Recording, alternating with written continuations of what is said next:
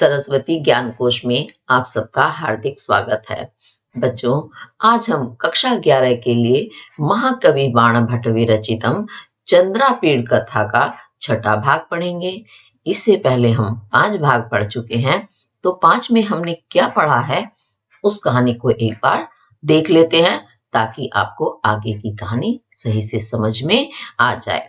तो हमने पढ़ा था कि चंद्रापीड़ दिग्विजय के प्रसंग में एक किन्नर मिथुन का पीछा करते करते हुए अछोत सरोवर पर पहुंच जाते हैं और वहां अछोत सरोवर के समीप में एक मंदिर है जहां उन्हें महाश्वेता मिलती है और महाश्वेता के साथ फिर वे उसकी गुफा में जाते हैं, आश्रम में जाते हैं और वहां पर फिर वो उससे वार्तालाप करते हैं और उनके मन में जिज्ञासा उत्पन्न होती है कि ये एक कन्या यहाँ अकेले इस वन में क्यों निवास कर रही है और उससे पूछते हैं।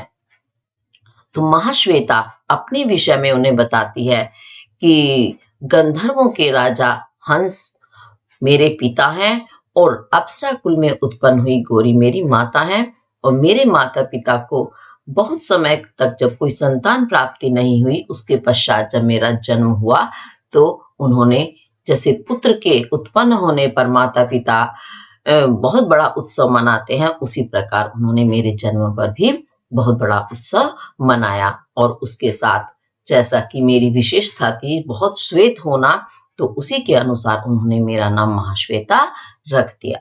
तो 5वें भाग में हमने यहाँ तक की कहानी पढ़ी है। अब चलिए देखते हैं आगे क्या बताती है महाश्वेता चंद्रापीड़ को। सा अहम पितृभवने बालतया कल मधुर प्रलापिनी वीणे गंधर्वाणाम अंकाद अंकम संचरंती शैश्वम अनीतवती। सा अहम, सा वह, अहम मैं, वह मैं, कौन वह मैं जो हंस और गौरी के यहाँ उत्पन्न हुई हूँ, जिसका नाम महाश्वेता रखा गया है, ऐसी अहम मैं पितृभवने पिता के भवन में बालतया बालपन के कारण कल सुंदर मधुर मीठी प्रलापिनी प्रलाप करने वाली बोलने वाली वीणे वीणा के समान गंधर्वाणाम गंधर्वों की अंकाद गोद से अंकम गोद से गोद में संचरंती घूमती हुई शैशवम बचपन को अनीतवती बिताने लगी, व्यतीत करने लगी। तो क्या बताती है कि पिता के भवन में बालपन के कारण, यानी बच्चे कैसे होते हैं, मीठी मीठी बातें करते हैं, बड़ी सुंदर उनकी बातें होती हैं, कैसे वीणा के समान, जैसे वीणा बड़ी ही मधुर ध्वनि देती है जो सबके ही कर्णप्रिय, सभी के लिए कर्णप्रिय होती है, ऐसे ही उसी मधुर वीणा के समान गंधर्वों की एक गोद से दूसरी गोद में, तो होता ना बच्चों को सभी खिलाते हैं एक गोद से दूसरी गोद में, कभी ये लेगा कभी वो लेगा, तो इस तरह से सभी की गोद में खेलती हुई बचपन को बिताने लगी या बिता दिया। क्रमेण च कृतम में वपुषी नवयोनेन पदम च, और क्रमेण क्रम से में वपुषी में मेरे वपुषी शरीर में नवयौवनेन नव युवावस्था ने पदम स्थान कृतम कर लिया, अर्थात बना लिया। तो समय बीतता है क्रमेण यानी क्रम से, बचपना बीता, बचपन के बाद क्या आती है, युवावस्था आती है, तो उसी प्रकार मेरे शरीर में युवावस्था ने अपना स्थान बना लिया, अर्थात मैं युवा हो गई। अथ सकल जीवलोक हृदय आनंददायकेषु मधुर मास दिवसेषु एकदा अहम अम्बया सह इवं अच्छोदम सरह स्नातुम अभ्यागमम। अथ उसके पश्चात सकल संपूर्ण जीवलोक, जीवों के लोक अर्थात संसार के हृदय को आनंददायकेषु आनंद देने वाले मधुमास मधु के मास महीने के दिवसेषु दिनों में, मधुमास कौन सा होता है, वसंत ऋतु, वसंत ऋतु के दिनों में एकदा एक दिन अहम मैं अम्बया माता के समम साथ इदम इस अच्छोद सराहा सरोवर में स्नान करने के लिए अभ्यागमम आई। तो फिर क्या बताती है कि जो वसंत ऋतु होती है वो कैसी होती है, संपूर्ण पृथ्वी पर जितने भी जीव हैं सबके ही हृदय को आनंद देने वाली होती है। क्यों? उसमें बहुत ही सुंदर वातावरण हो जाता है, ना गर्मी होती है ना सर्दी होती है, और सारी वनस्पति खिल उठती है। जो शीत के कारण पतझड़ हो जाते हैं और बड़े ही सूखे दिन होते हैं, वे सब मधुरता में परिवर्तित हो जाते हैं। इसी कारण वसंत ऋतु को मधुमास कहते हैं। मधु कहते हैं मीठा, मास महीना, मधुर जो महीना होता है। तो उन्हीं दिनों में वह यानी वसंत ऋतु में एक दिन अपनी माता के साथ जो ये अच्छोद सरोवर है उसमें स्नान करने के लिए आई। अत्र च रमणीय तीर तरु तले सखी जनेन सह विचरन्ति झटिति वनानि नेल उपनीतम अभिभूत अन्य कुसुम परिमलम अनाघृत पूर्वम कुसुम गंधम अभ्यजिग्रहम च और अत्र यहाँ रमणीय, रमणीय सुंदर तीर किनारे के तरु वृक्षों के तले नीचे, यानी ये अच्छूत सरोवर जो है उसके वृक्षों के नीचे सखी जनेन सहा, सखी जनों के सहा साथ विचरंती घूमते हुए झटिति शीघ्रता से वनान्य, इसे विच्छेद करेंगे तो बनेगा वना, वन जमा अनिलेन, तो वन की अनिलेन वायु के द्वारा उपनीतम लाए हुए अन्य, ये विच्छेद करेंगे आप आप देखेंगे बनेगा अभिभूत जमा अन्य कुसुम परिमलम, तो अन्य दूसरे कुसुम फूल की परिमलम सुगंध को अभिभूत, अभिभूत करने वाली, कम कर देने वाली, और अनाघृत पूर्वम, पूर्वम पहले, आघृत सूंघना और अनाघृत नहीं सूंघा है जिसे, यानी पहले ना सूंघी हुई कुसुम गंधम, कुसुम फूल की गंधम सुगंध को अभ्यजिग्रम सूंघा। तो क्या बताती है इसमें महाश्वेता कि जब मैं अपनी सखियों के साथ इस तालाब के किनारे जो सुंदर पेड़ हैं उनके नीचे विचरण कर रही थी, अर्थात घूम रही थी, तभी अचानक से बड़ी शीघ्रता से वन की वायु के द्वारा लाई हुई एक फूल की सुगंध को उसने सूंघा।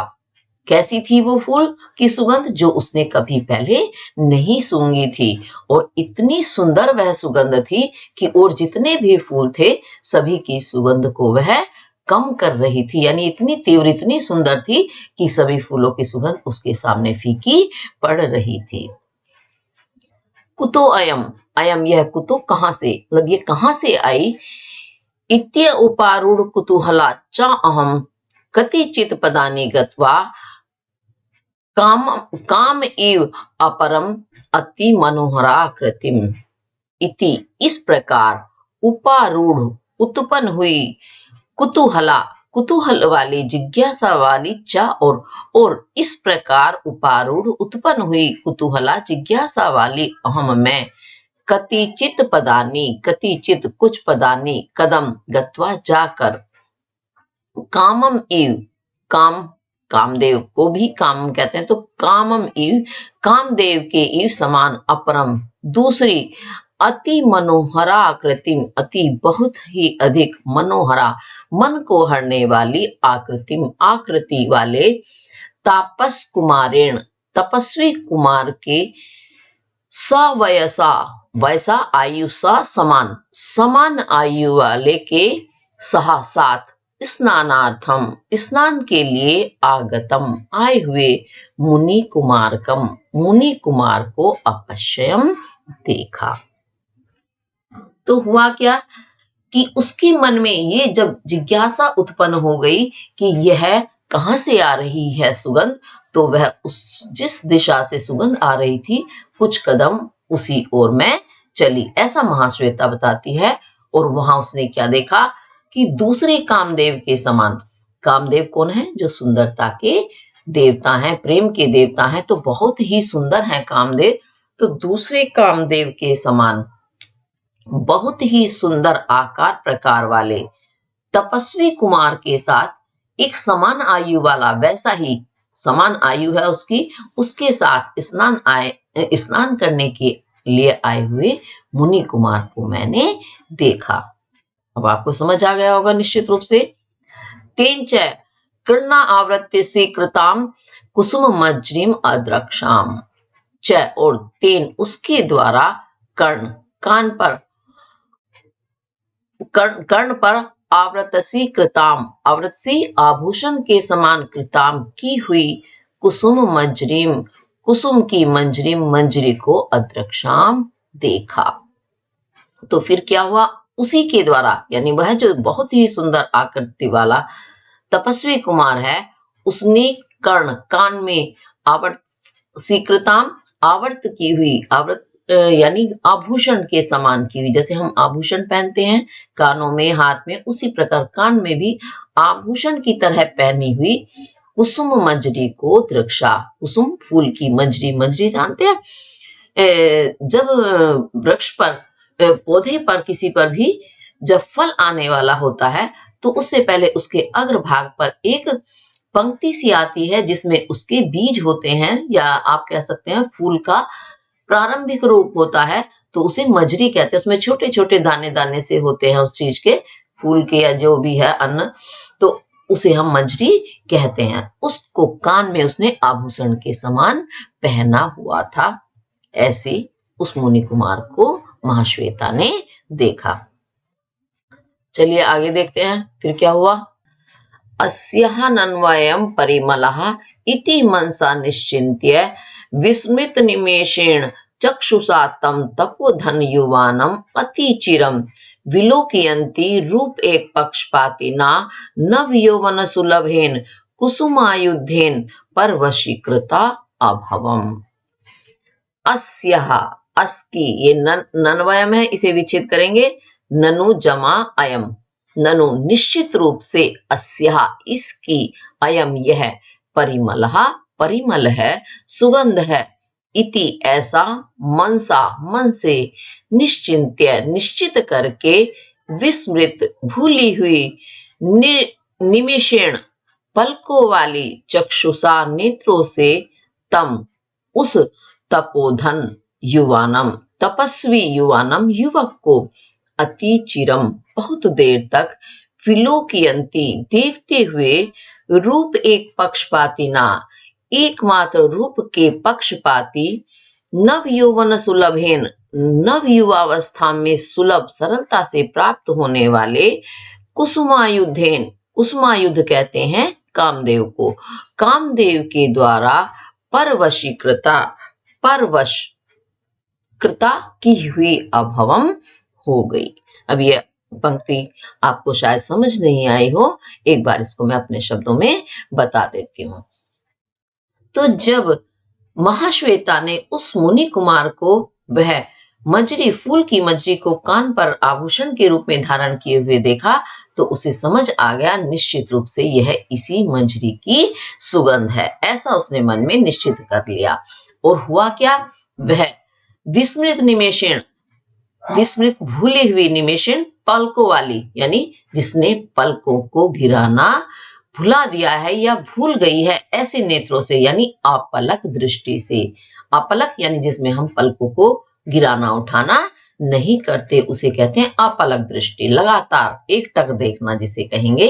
तो अपलक नेत्रों से उस तपस्वी युवक को बहुत देर देखते हुए, और मन में क्या विचार आया, रूप नहीं, मन में विचार नहीं आया, रूप के एक पक्षपाती, यानी जहां रूप होता है, सुंदरता होती है, और नव यौवन सुलभ, जो नव युवावस्था में ही सुलभ आसानी से प्राप्त हो जाता है, और रूप का एकमात्र पक्षपाती है, ऐसे कौन है, कामदेव।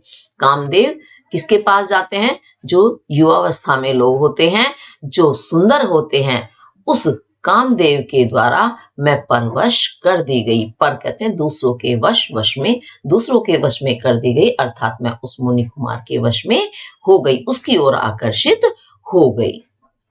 अब ये निश्चित रूप से आपको समझ आ गया होगा। आगे देखते हैं।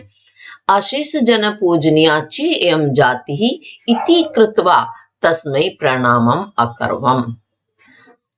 शेष, शेष कहते हैं कुछ बचे हुए अशेष यानी जो बचा हुआ ना हो, अर्थात संपूर्ण संपूर्ण जन लोगों के द्वारा पूजनीय, पूजनीय है च और संपूर्ण लोगों के द्वारा पूजनीय, इयम यह जाति ही जाति है, यह जाति संपूर्ण लोगों के द्वारा पूजनीय है, इति कृत्वा, इति ऐसा कृत्वा करके, तस्मै उसके लिए प्रणामम प्रणाम अकर्वम किया। यानी ये मुनि कुमार है, तपस्वी कुमार है, तपस्वी लोग जो है जितने भी लोग होते हैं सभी के द्वारा वे पूजनीय होते हैं, हमें उनका सम्मान करना चाहिए। ऐसा करके यानी ऐसा मन में विचार करके मैंने उसके लिए प्रणाम किया। कृत प्रणामयाम मई मद विकार दर्शनापहृत धैर्यम तम अपि मुनि कुमारल तरलताम अनयत अनंगः। कृत प्रणामयाम, कृत करने पर, प्रणायाम प्रणाम, प्रणाम करने पर, मई मेरे द्वारा यानी मेरे द्वारा प्रणाम किए जाने पर, मद विकार, मद मेरे विकार को, दर्शन देखने के से, अपहरत अपहरण हुए, धैर्यम धैर्य वाले, तम अपि उस ही, कुमारम कुमार को, तरलताम चंचलता को, तरलता को, अनंगहा कामदेव ने अनयत पहुंचा दिया। फिर क्या हुआ कि कृत प्रणामयाम, मेरे द्वारा प्रणाम किए जाने पर, मेरे विकार को दर्शन कर लेने से, अर्थात देख लेने से, जान लेने से उसका धैर्य भी अपहृत हो गया, समाप्त हो गया, और वह मुनि कुमार, उस मुनि कुमार को भी कामदेव ने क्या कर दिया, चंचल बना दिया। यानी उस मुनि कुमार को दिख गया कि यह मुझ में मेरी ओर आकर्षित हो रही है, यह देखकर उसका धैर्य भी समाप्त हो गया। अथ च और अथ च उपसृत्य तम द्वितीयम अस्य सहचरम मुनि बालकम प्रणाम पूर्वकम अपृच्छम भगवम किम अभिधानः। च और अथ उसके पश्चात, उपसृत्य समीप जाकर, तम उस, द्वितीयम दूसरे, अस्य सहचरम अस्य उसके सहचरम साथी, मुनि बालकम मुनि बालक या मुनि कुमार को, प्रणाम पूर्वकम प्रणाम करके, अपृच्छम पूछा, भगवन हे भगवन, किम किम अभिधानम, ये किम विधानम है, बनेगा किम अभिधानम, किम क्या, अभिधानः नाम है, क्या नाम है, कस्य वा अयम तपोधन युवा, और वा अथवा अयम यह तपोधन युवा, तपस्वी युवा, कस्य किसके हैं। तो मैंने दूसरे जो मुनि कुमार थे उनके समीप जाकर प्रणाम करके, प्रणाम पूर्वक मैंने उन्हें भी प्रणाम किया क्योंकि वे भी मुनि कुमार हैं, तो इस कारण नमस्कार करके, प्रणाम करके पूछा कि हे भगवान, इनका क्या नाम है या ये किसके पुत्र हैं। किम नामनः तरो इयम अनेन अवत्सीकृता कुसुम मंजरी इति। किम नामनः किस नाम के, तरोह वृक्ष की, इयम यह, कुसुम मंजरी फूल की मंजरी, अवत्सीकृता अवत्सी आभूषण के रूप में, कृता की गई है, अनेन इनके द्वारा, अर्थात किस नाम के तरु वृक्ष की जो कुसुम की मंजरी को इन्होंने आभूषण के रूप में धारण किया है, ऐसा मैंने उनसे ऐसा मैंने उनसे पूछा। सातु माम ईशत विहस्य अब्रवीत, सातु वह तो, माम मुझसे, ईशत थोड़ा सा, विहस्य हंसकर, अब्रवीत बोला, बाले किम अनेन पृष्ठेन प्रयोजनम, बाले ही बालिका, अनेन ऐसा, पृष्ठेन पूछने से, किम क्या, प्रयोजनम प्रयोजन है, मतलब यह पूछने से क्या प्रयोजन है, क्यों इनका नाम पूछ रही हो, क्यों ये किसकी संतान है ऐसा पूछ रही हो। अथ कौतुकम चेत आवेद्यामी श्रूयताम, अथ उसके पश्चात, चेत यदि, कौतुकम कौतुक है, जिज्ञासा है, उत्कंठा है, तो आवेद्यामी बताता हूं, श्रूयताम सुनिए, यदि यानी आपकी जानने की इच्छा है तो सुनिए, अब मैं बता देता हूं कौन है ये। अस्ति सकल भुवन प्रख्यात कीर्ति महामुनि दिव्य लोक निवासी श्वेत केतु नाम। सकल संपूर्ण भुवन, भुवनों में प्रख्यात प्रसिद्ध कीर्ति यश वाले, संपूर्ण लोक में प्रसिद्ध कीर्ति वाले, दिव्य लोक निवासी, दिव्य लोक के निवासी, श्वेत केतु नाम के महामुनि अस्ति हैं। अर्थात संपूर्ण लोकों में, सकल लोका, सकल यानी जितने भी लोग हैं, सभी लोकों में जिनकी कीर्ति, जिनका यश बहुत प्रख्यात है, प्रसिद्ध है, ऐसे महामुनि हैं जिनका नाम है श्वेत केतु। और श्वेत केतु हैं भी कहाँ के निवासी? दिव्य लोक के निवासी हैं, इस पृथ्वी के वासी नहीं है। दिव्य लोक अर्थात दिव्य लोक कौन सा कहलाता है? स्वर्ग लोक। तस्य च भगवतः सकल लोक हृदय आनंदकरम अतिशयित नलकुबरम रूपम आसीत। च और तस्य उन भगवतः भगवन का सकल लोक संपूर्ण लोक के हृदय, हृदय को आनंदकरम आनंदित करने वाला रूपम रूप नलकुबरम नलकुबर से अतिशयित बहुत अधिक आसीत था। अर्थात वे भगवान कौन? श्वेत केतु जो महामुनि हैं, उनका रूप कैसा था? जो नलकुबर बहुत ही ज्यादा सुंदर हैं, सुंदरता के रूप हैं, उनसे भी ज्यादा था। और कैसा था? संपूर्ण लोकों के हृदय को आनंदित करने वाला। जो सुंदर वस्तु होती है वह सभी के हृदय को प्रसन्न करती है, आनंदित करती है। तो ऐसा ही उनका भी रूप था। तस्य अयम आत्मजः पुंडरीको नाम। तस्यायम अयम यह तस्य उनके आत्मजः पुत्र पुंडरीको नाम, पुंडरीक नाम के हैं। या ऐसे भी कह सकते हो अयम यह पुंडरीको नाम, पुंडरीक नाम के तस्य उनके आत्मजः पुत्र हैं। सो अयम अद्य चतुर्दशी इति भगवन्तम अंबिकापतिम कैलाशगतम उपासितुम नंदनवन समीपे गच्छन् वन देवतया समर्पिताम इमाम पारिजात कुसुम मंजरी कर्णपूरी कृतवान इति। सो अयम ऐसे, अयम यह, ऐसा यह कैसा? जैसा कि अभी ऊपर वर्णन किया गया है, श्वेत केतु जो इतने अतिशय सुंदर हैं, उनके ये पुत्र। सो ऐसे अयम यह अद्य आज चतुर्दशी, चतुर्दशी है, इति ऐसा, ऐसा विचार करके भगवंतम भगवान अंबिकापतिम, अंबिकापति कौन है? भगवान शिव। तो भगवान शिव की उपासितुम उपासना करने के लिए कैलाश गतम कैलाश जाते हुए नंदनवन समीपेन नंदनवन के समीप गच्छन जाते हुए वन देवतया वन देवताओं के द्वारा समर्पिताम दी गई, समर्पित की गई, इमाम यह पारिजात कुसुम मंजरी पारिजात फूल की मंजरी कर्णपूरी कृतवान कर्ण में, कान में पूरी कृतवान पहनी गई है, इति ऐसा, ऐसा उन्होंने दूसरे मुनि कुमार ने बताया। तो ये आपको एक बार मैं अपने शब्दों में बता देती हूँ कि ऐसे यह भगवान श्वेत केतु के पुत्र जिनका नाम पुंडरीक है, यह आज चतुर्दशी है, ऐसा मन में विचार करके कि आज भगवान शिव की अर्चना पूजा करने के लिए कैलाश जाना चाहिए। तो कैलाश को जाते हुए जब ये नंदन वन के समीप पहुंचे तो वहां जो वन के देवता हैं उन्होंने इन्हें ये पारिजात कुसुम की मंजरी, फूल की मंजरी को दिया, जिसे इन्होंने कान में आभूषण के रूप में धारण कर लिया। ऐसा उस दूसरे मुनि कुमार ने महाश्वेता को बताया।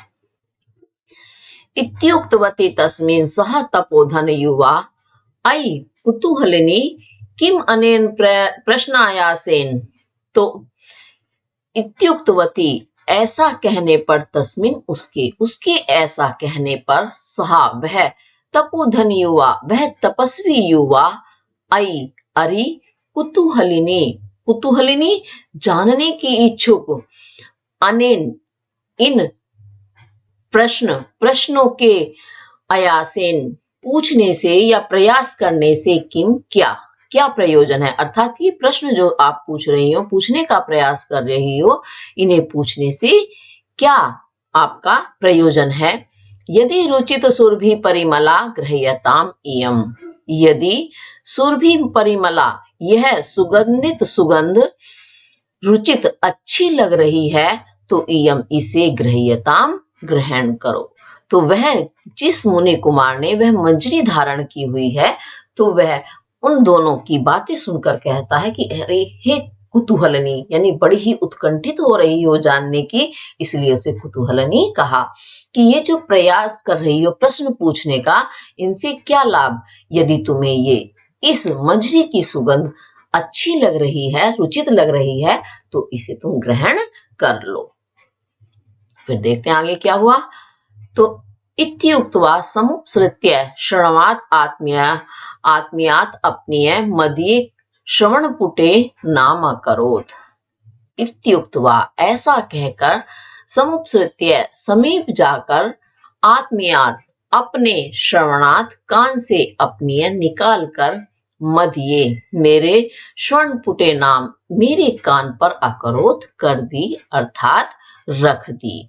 तो उसने अपने कान से वो मजरी उतारी और उतार कर मेरे कान पर अर्थात महाश्वेता के कान पर रख दी या लगा दी।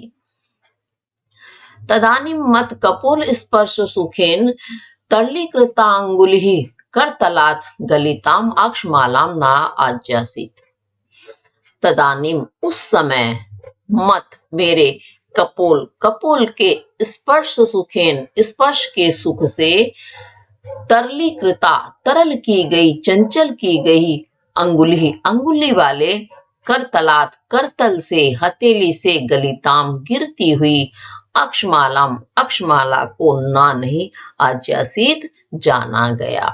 तो हुआ क्या, जैसे ही उस मुनि कुमार ने महाश्वेता के कान पर वो मजरी लगाई, वैसे ही उसकी जो उंगलियां थी या उसकी हथेली थी, उसने महाश्वेता के कपोल अर्थात गाल को छू लिया, और उसके गाल के छूने का जो सुख था, उस कारण उसकी उंगलियां चंचल हो गई, और हाथ में जो वो अक्षमाला यानी रुद्राक्ष की माला लिए हुए थे, वो उनसे गिर गई, और गिरते हुए उनसे जानी नहीं गई कि मेरे हाथ से माला छूट गई है। अथाहं ताम असंप्राप्तम एव भूतलम गृहीत्वा सलीलम कंठाभरणताम अनयम। अत उसके पश्चात, अहम मैंने, ताम उसे, असंप्राप्तम एव संप्राप्त प्राप्त होना, और असंप्राप्त प्राप्त न होना, प्राप्त न होने से ही कहा भूतलम पृथ्वी तल, यानी पृथ्वी तल पर गिरने से पहले ही, गृहीत्वा ग्रहण करके, सलीलम सा सहित लीलम लीला के साथ यानी बड़े आनंद के साथ, कंठाभरणताम कंठ का गले की आभरणताम आभरण को आभूषण को अनयम ले गई। अर्थात हुआ क्या कि जैसे ही वो उनके हाथ से अक्षमाला या रुद्राक्ष की माला गिरी, वैसे ही वो पृथ्वी पर गिरने वाली थी, उसी से पहले मैंने उसे ग्रहण कर लिया और बड़े आनंद खुशी के साथ उसे अपने गले का आभूषण बना लिया। गले का आभूषण अर्थात गले में उसको धारण कर लिया। अब गले का आभूषण है तभी तो गले में धारण करेंगे, तो उसने इस तरह से उसे अपने गले में पहन लिया।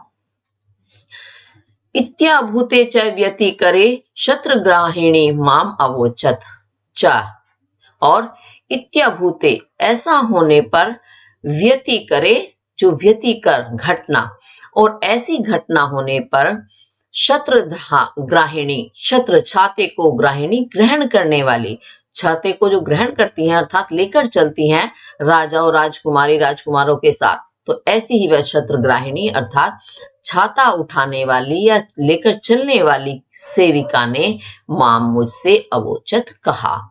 क्या कहा? भर्तृदारी के स्नाता देवी, भर्तृ स्वामी की दारी की पुत्री, हे स्वामी पुत्री देवी, देवी ने स्नाता स्नान कर लिया है, और प्रत्यासिदति ग्रह गमन कालहा, गृह घर गमन जाने का काला समय प्रत्याशिदति उपस्थित हो गया है या आ गया है, घर जाने का समय हो गया है। तत्क्रियताम मज्जन विधि इति, तत् तो मज्जन विधि, मज्जन स्नान की विधि, क्रिया को क्रियताम कर लो, इति ऐसा, ऐसा उसने आकर मुझसे कहा।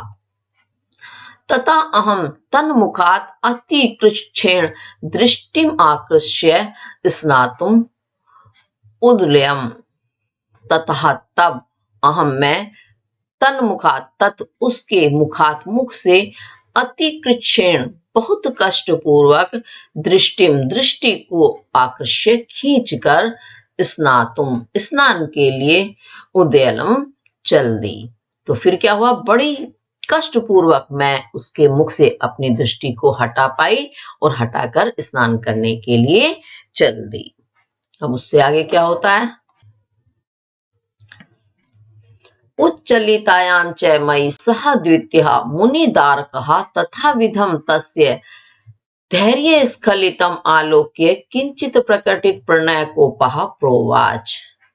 च और उच्चलितायाम चल देने पर, मई मेरे और मेरे चल देने पर, सहा वह द्वितीय दूसरा, मुनिदार कहा मुनि पुत्र, तथा विधम उस प्रकार से, तस्य उसके, धैर्य स्खलितम धैर्य के स्खलितम स्खलित होना फिसलना, धैर्य के फिसलने या समाप्त होने को आलोक्य देखकर, किंचित कुछ, प्रणय को पहा प्रेम पूर्ण को, क्रोध को प्रकट करते हुए प्रोवाच बोला। तो फिर क्या हुआ, जैसे ही महाश्वेता स्नान के लिए चली, वैसे ही जो दूसरा मुनि कुमार था उसने देखा कि मेरे इस मित्र का जो धैर्य है वह फिसल गया है, अर्थात धैर्य समाप्त हो गया है। यह देखकर उसने कुछ प्रेम भरे क्रोध से उसको कहा। अब क्या कहा वो आगे देखते हैं। सखे पुंडरीक न एतत् अनुरूपम भवतः, मित्र पुंडरीक भवतः आपके अनुरूप न एतद न नहीं है, एतद यह, तो यह आपके अनुरूप नहीं है, आपके लिए यानी उचित नहीं है। शूद्रजन शुणः एषः मार्गः, एषः मार्गः यह मार्ग, शूद्रजन छोटे जन लोगों के लिए अक्षुण निरंतर है, यानी छोटे लोगों के चलने का ये मार्ग है। धैर्य धना ही साधवहा ही, क्योंकि साधवहा सज्जनों का, साधुओं का धैर्य, धैर्य धना धन है, सज्जनों का तो धैर्य ही धन है। और ये जो मार्ग है कैसा, क्षुद्र जन छोटे जन ऐसे मार्ग पर चलते हैं। कथम तरलताम गलिताम अक्षमालापि न लक्ष्यसी, कथम क्यों या कैसे, करतलात करतल से, हथेली से, गलिताम गिरती हुई, अक्षमालाम अपि अक्षमाला भी, न लक्ष्यसी नहीं देखी गई, यानी आपके हाथ से वो अक्षमाला गिरी और आपको पता नहीं चला, कि आप कैसे पता नहीं चला।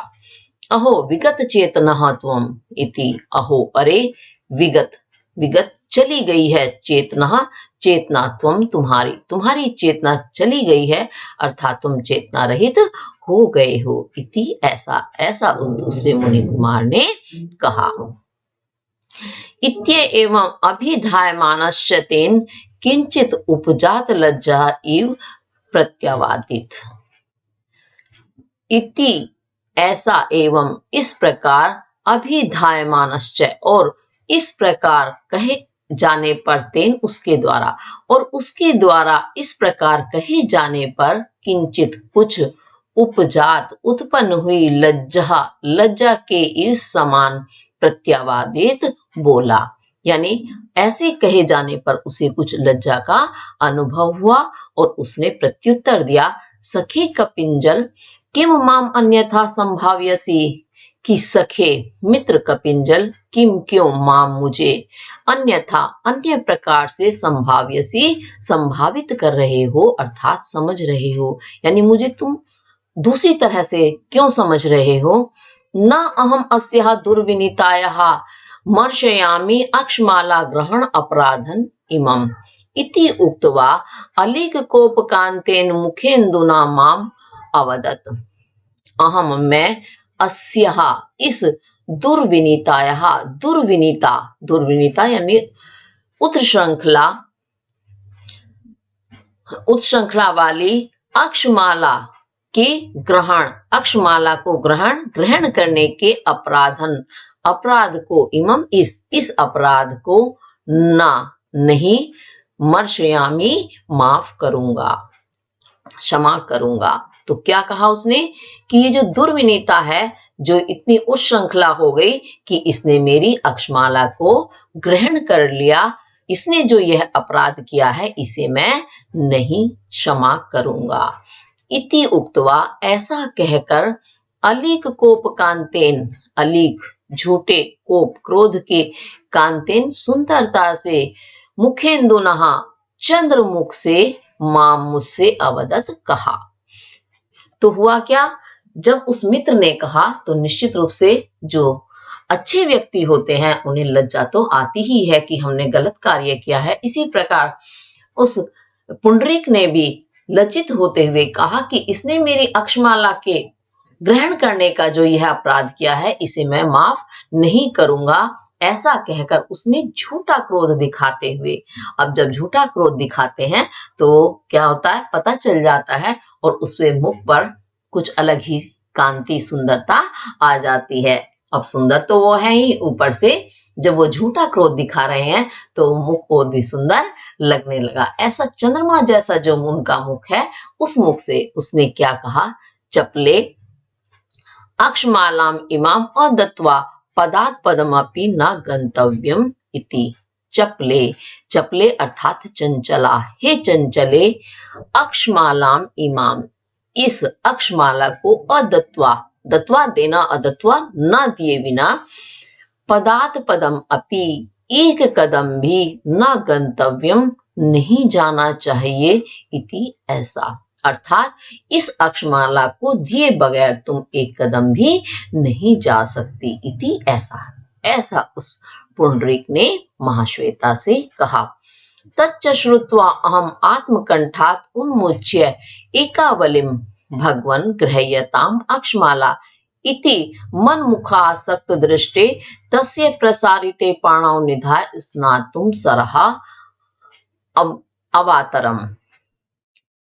तच्च, च और तत्, उसे श्रुत्वा सुनकर, और उसे सुनकर अहम मैं आत्मकंठात, आत्म अपने कंठात गले से, उन्मुच्य निकालकर, एकावलिम एक लड़ी को, भगवन हे भगवन, गृह्यताम ग्रहण कीजिए, अक्षमाला ग्रहण कीजिए, इति इस प्रकार, मन मुख मत मेरे मुख से अनासक्त, मेरे मुख पर आसक्त लगी हुई दृष्टि वाले, तस्य उसके, प्रसारिते फैले हुए, पाणव द्विवचन का है तो दोनों हाथों में निधाय रख कर, स्नान के लिए सरहा तालाब में, अवातरम उतर गई।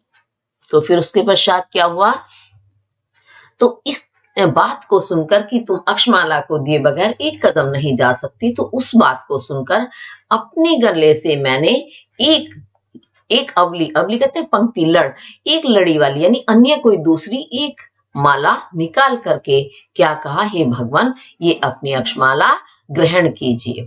तो जब मैंने ऐसे कहा तो उसकी दृष्टि कहाँ थी, मेरे मुख पर आसक्त थी, अर्थात लगी हुई थी। मेरे मुख पर लगी हुई उस दृष्टि वाले के हाथों में वह माला रखकर मैं स्नान करने के लिए तालाब में चली गई। ये इसका आपका भावार्थ है। अब आगे देखते हैं फिर क्या होता है।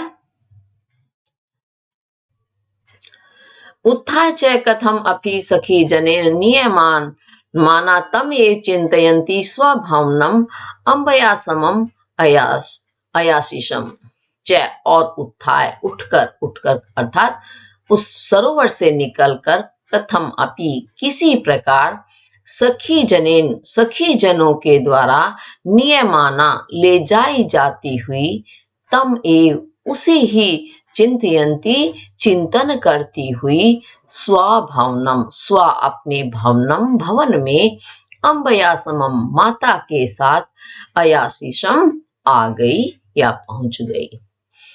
गत्वा च प्रविश्य कन्यका अंतःपुरम तथा प्रभृति तद विरह विदुरा सर्वव्यापारान उत्सृज्य विसर्ज्य सखी जनम एकाकिनी गवाक्ष निक्षिप्तवती मुखी ताम एव दिशम ईक्ष्माणः ताम एव अक्ष्मालाम कंठोद्वहन्ति दिवसम अत्यवहयम।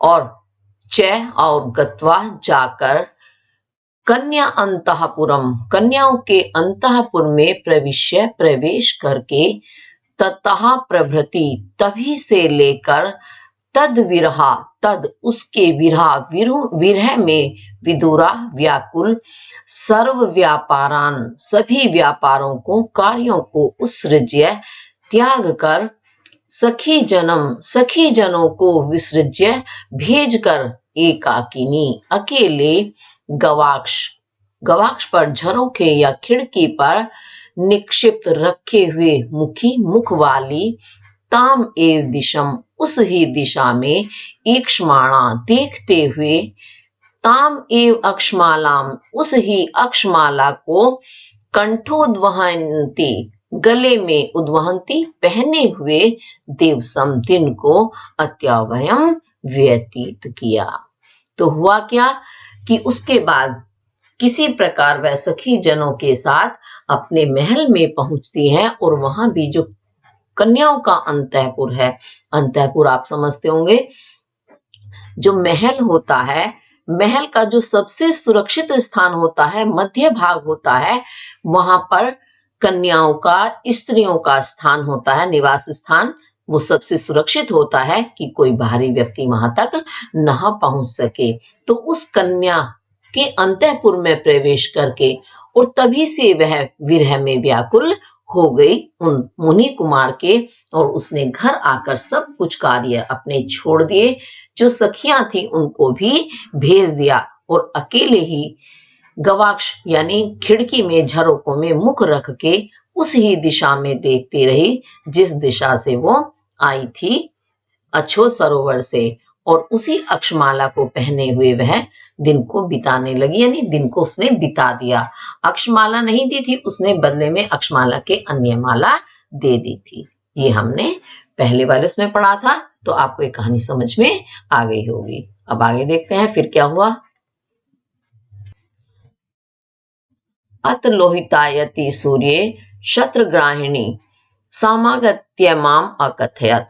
अथ उसके पश्चात सूर्य के लोहितायति लोहित हो जाने पर, लाल हो जाने पर, अर्थात सूर्यास्त की अवस्था आने पर, शत्रग्राहिणी शत्र को ग्रहण करने वाली यानी छाता उठाने वाली सेविका ने समागत्य समीप आकर माम मुझसे अकथयत कहा। क्या कहा? भर्तृदारी के तयो मुनि कुमारयो अंतरः द्वारि तिष्ठति। भर्तृदारी के हे स्वामी पुत्री तयो उन दोनों मुनि कुमारों में से अंतरः दूसरा, उन दोनों मुनि कुमारों में से अंतर अर्थात दूसरा द्वार पर तिष्ठति स्थित है। कथयति च अक्षमालाम उपयाचितुम आगतो अस्मि इति। कथयति च और कहता है कि अक्षमाला को उपयाचितुम मांगने के लिए आगतो अस्मि आया हूं इति ऐसा उस सेविका ने आकर कहा मुझसे। अहम तु समाहूय कंचुकीनम गच्छ प्रवेश्यताम इत्यादिश्य प्राणिवहम। अहम तु और मैंने तो समाहूय बुलाकर, किसको? कंचुकीनम कंचुकी को, और मैंने कंचुकी को बुलाकर गच्छ जाओ, प्रवेश्यताम प्रवेश कराओ, इत्यादिश्य ऐसा आदेश देकर प्राणिवहम भेज दिया। किसको? कंचुकी को। यानी फिर मैंने कंचुकी को बुलाया और कहा कि उन्हें प्रवेश कराओ, ऐसा आदेश देकर प्राणवम भेज दिया। किसे? कंचुकी को भेज दिया। किस लिए? बुलाने के लिए। अत मूर्ताद एव तम तस्य अनुरूपम सखायं मुनिकुमारं कपिंजल नामनम अगच्छन्ताम अपश्यम। अथ उसके पश्चात मुहूर्ताद एव कुछ पल के बाद ही तम उस तस्य उसके अनुरूपम रूप वाले सखायम मित्र मुनि कुमार कपिंजल नाम के मुनि कुमार को आगच्छन्तम आते हुए अपश्यम देखा। तो फिर क्या हुआ, कुछ ही देरी के बाद उसी के अनुरूप रूप वाला था वह दूसरा मुनि कुमार जिसका नाम है कपिंजल, उसको मैंने आते हुए देखा। यानी दोनों मित्र बिल्कुल समान रूप वाले थे। उत्थाय च कृत प्रणामा सादरम स्वयं आसनम उपाहारम। च और उत्थाय उठकर, कृत प्रणामा प्रणाम करके, सादरम सा सहित आदरम आदर के साथ, स्वयं अपने आप, आसनम आसन को, उपहारम दिया या प्रदान किया। यानी मैंने उस स्वयं उठकर पहले उन्हें प्रणाम किया और बड़े आदर के साथ स्वयं ही उन्हें आसन बिछाया, प्रदान किया, कुछ भी कह सकते हैं आप। उपविष्टस्य तस्य प्रक्षालय चरणौ उपमृज्य च उत्तरांशुकंचलेन अव्यवधानायां भूमां एव तस्यांतिके समुपाविशम। उपविष्टस्य बैठ जाने पर, तस्य उसके बैठ जाने पर, चरणों को द्विवचन है यानी दोनों चरणों को, प्रक्षाल्य धोकर, और और उत्तरीय दुपट्टे के अंशुक वस्त्र के अंचलेन आंचल से, अर्थात दुपट्टे के आंचल से, उपमृज्य पोंछकर, तस्य अंतिके उसी के समीप, अव्यवधानायाम बिना कुछ बिछाए, भूमाम एव भूमि पर ही, समुपाविशम बैठ गई। तो फिर उसके बाद क्या हुआ, उनके बैठ जाने पर उनके दोनों चरणों को मैंने धोया और अपने दुपट्टे के आंचल से पूछा और स्वयं उन्हीं के समीप बिना कुछ बिछाए जमीन पर ही मैं बैठ गई। ऐसा महाश्वेता जो है सारी कहानी अपनी किसको सुना रही है, चंद्रापीड़ को। तो इसी के साथ आज का ये भाग पूरा हुआ। इसे आप बहुत अच्छे से ध्यान से करेंगे, पढ़ेंगे। इसी के साथ धन्यवाद।